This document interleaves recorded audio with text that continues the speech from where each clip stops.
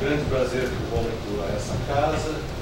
Tenho vários amigos, conhecidos, colegas, alunos, ex-alunos, e é uma oportunidade muito especial para, junto com o Marcelo, trabalharmos um tema que não pode estar mais na moda, um tema internacional.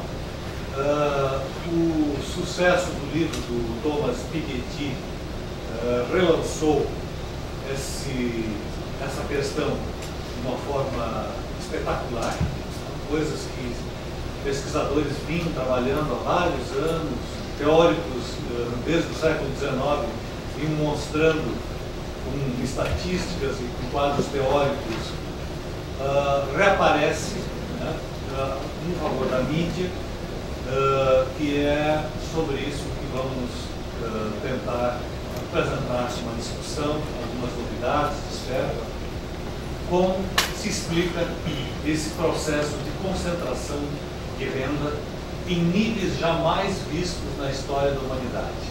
Eu parto desse primeira constatação. Tem um economista do Banco Mundial, chama Branko Milanovic. Tem um livro que tem os que, traduzindo literalmente, seria os que tem e os que não tem. Ele faz uma análise da concentração de renda sobre 2 a 3 milênios. Ele tenta fazer, ele é um economista especializado nessa recuperação histórica, que é praticamente impossível, ninguém tentou fazer isso antes.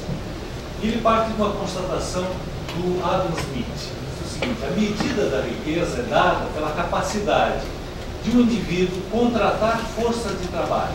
Ou seja, se ele tem riqueza suficiente e rendimentos para contratar pessoas, isso é uma medida comparativa ao longo de milênios.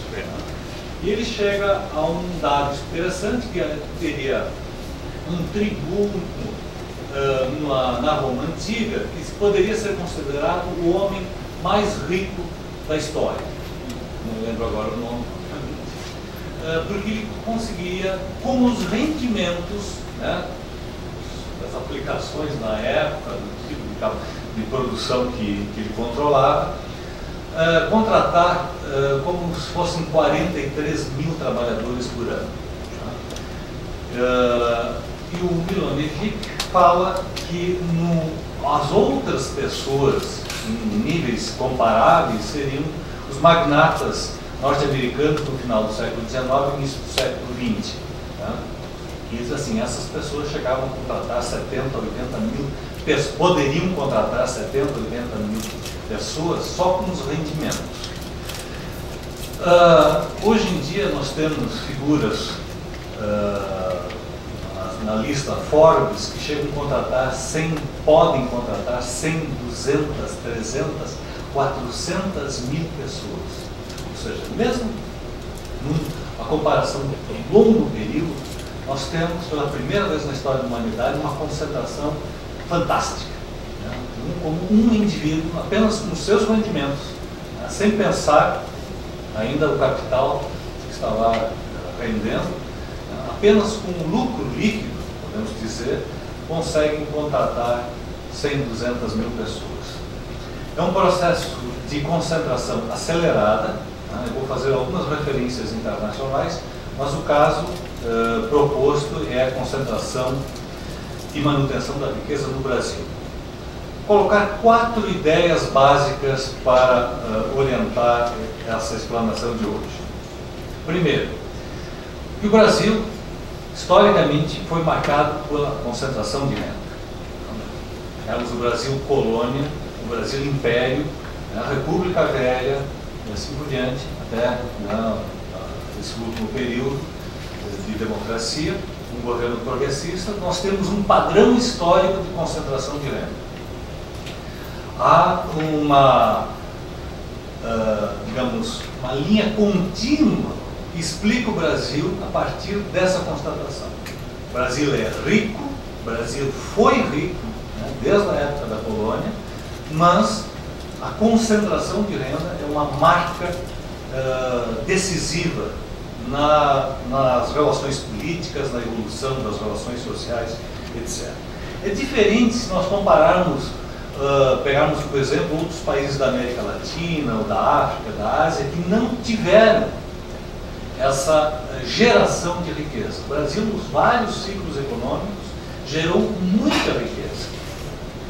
E essa riqueza, historicamente, foi concentrada nas mãos de poucas pessoas. Então, primeiro ponto.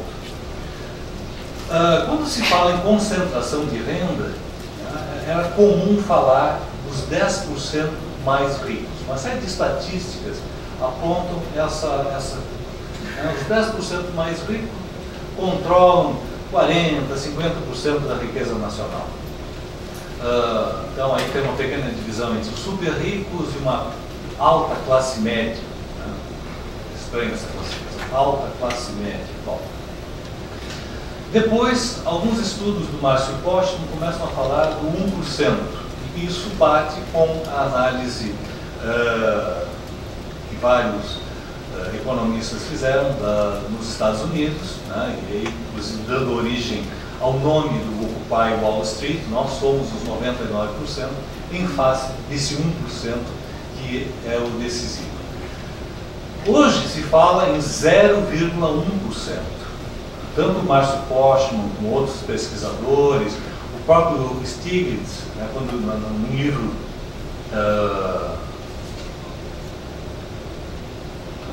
Desigualdade da Riqueza, um livro recente, ele está se referindo a esse percentual, 0,1%, que controlaria a riqueza substantiva.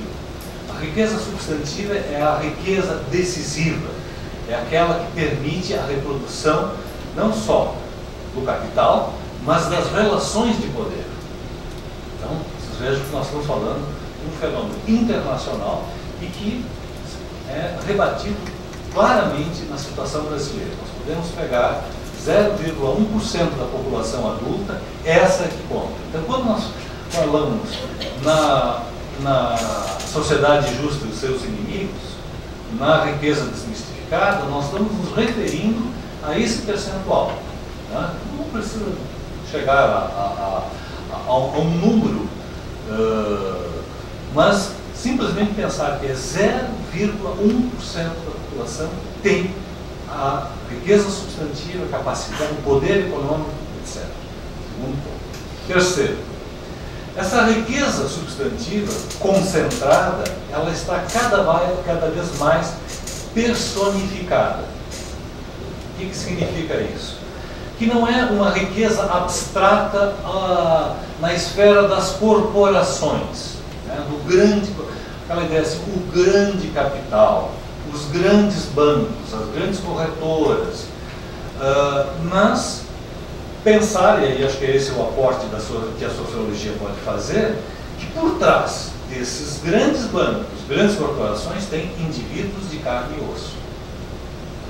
Então, assim, se nós pensarmos uma das maiores empresas do mundo hoje, o maior trader de alimentos e minerais é Glencore.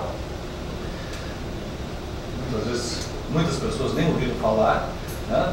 Então, são uma centena de altos executivos que controlam uma empresa decisiva no mercado de metais, de alimentos, etc. E essa empresa, ela está personificada em meia dúzia de altos executivos, diretores, proprietários, acionistas, etc. Gente que mora em determinado lugar, que usufrui dessa riqueza e, tendo um problema, é possível quebrar a empresa e salvar o capital. Bom, nenhuma novidade para o Brasil, pensando no caso do Eike Batista. Né? 75% da riqueza substantiva que ele controlava já está nos Estados Unidos. Antes mesmo de estourar as coisas. E isso está acontecendo o tempo todo. Se tudo funciona, ok. A riqueza se reproduz dentro de um quadro institucional de corporações, de bancos, etc. Se der problema, a riqueza personificada, personalizada, ela já está no abrigo paraísos fiscais, na Suíça, na City de Londres, etc. Isso abre para um quadro extraordinário de injustiça, né? Essa concentração estúpida de riqueza em poucos indivíduos, em detrimento do interesse nacional, do interesse da maioria, etc. Abre para a irracionalidade das decisões econômicas. Quer dizer, alguém que ganha 10 milhões de dólares, né, por dia, por semana, ele já não raciocina dentro dos padrões habituais da sociedade, dentro do interesse nacional, de uma determinada região. Não, é realmente a ideia de uma especulação sem limites, né, e sem responsabilidades. É o caso, né, da última crise financeira dos Estados Unidos e na Europa Ocidental. E isso leva, né, para um público que basicamente são economistas, a ideia de ineficiência. A economia capitalista crescendo dessa forma, ela é trôpega, ela é arriscada e ela pode e vai levar para um desastre muito maior do que o da crise de 29. Esse é o ponto. Quarto, todos esses temas trabalhados por alguns poucos economistas, alguns sociólogos, etc., e mesmo esse economista do Banco Mundial, envolve uma dimensão que eu chamo de arcana, a riqueza arcana, a riqueza misteriosa. Nós não chegamos perto da verdadeira natureza desse fenômeno de concentração e dos seus desdobramentos políticos. Nós não chegamos nem a uma estimação correta dos valores. Mas pegaram a lista Forbes, lá vão pegar, digamos, 100 ou 1000 multimilionários, que é uma das listas mais sérias que tem, apesar da conotação meio apologética da riqueza. Numa nota metodológica muito bem feita, na edição de 2007, o próprio editor-chefe da Forbes diz o seguinte: apesar de todo o trabalho, apesar de termos feito levantamentos, né, de balanços contábeis, analisado estatísticas, cruzado informações sobre holdings, fluxos financeiros, etc., registro de patrimônios, declarações de ex-esposas, amantes, etc., nós não chegamos próximo do verdadeiro montante das fortunas. Bom, nos 1000 multimilionários listados na Forbes, faltam pelo menos mais 2.000. A lista deveria ser de em torno de 3.000 indivíduos. E esses 2.000 faltantes não aparecem. Nem sabem quem são. Né? De vez em quando a gente vê uma notícia, mas não tem esse personagem aqui, né? Tem 14 bilhões de coisas. Vai olhar na lista e ele não está. Né? Porque, dentro da regra do sigilo econômico, há uma série de dispositivos legais na Europa e nos Estados Unidos que impede a nominação de altas fortunas. Então, assim, subestimada, oculta e mistificada. Então, assim, a riqueza é sempre legítima. Não, o problema é a pobreza. A riqueza é uma solução. Então, deixa de lado, vamos nos preocupar com os pobres, vamos fazer levantamentos, né, das populações vulneráveis, das suas carências, etc. Né? E aí, então, o pessoal da sociologia, políticas públicas e outras áreas, né, serviço social, bom, esse é o campo. Né? Como se dá a transferência de riqueza do polo para o outro? Não, isso é outro departamento. Né? Quando vai chegar próximo dos ricos, né, aí o mistério total. Bom, com esses quatro ideias principais, né, a estrutura histórica da posse da riqueza cada vez mais concentrada no topo, riqueza substantiva personificada e riqueza arcana, que outros comentários nós podemos pensar para atender ao pedido que nos foi feito, pensar mecanismos de concentração e manutenção. Como é que, então, ok, vimos esse quadro, muita gente, melhor dizendo, muita riqueza em poucos indivíduos. Como é que se consegue, em 30 anos, reverter um estado de bem-estar social, um certo equilíbrio social, com a diminuição dos gaps entre as classes, para essa situação inusitada de não há precedentes na história da humanidade de tamanha concentração. Bom, eu não me atreveria a pensar isso em escala global, pensar, né, em escala nacional. Como é que se explica que a coisa esteja tão concentrada? Bom, o Brasil é fácil de pensar, justamente relacionando com o primeiro ponto. Nós tivemos historicamente um patrimonialismo extremamente forte. Pensamos as capitanias hereditárias, né, e alguns setores hoje não tem muita diferença. Há uma posse histórica da riqueza. A riqueza nunca foi bem distribuída. Peguem todos os ciclos econômicos. Ela é o ciclo da extração do pau-brasil, das minas, né, ouro, pedras preciosas, das especiarias na Amazônia, o ciclo do algodão, das charqueadas. Nunca foi uma economia equilibrada, geradora de postos de trabalho com remuneração razoável. Não, era escravidão, era concentração da terra, era concentração dos rendimentos em famílias, que algumas delas hoje, né, permanecem ainda em posições chaves.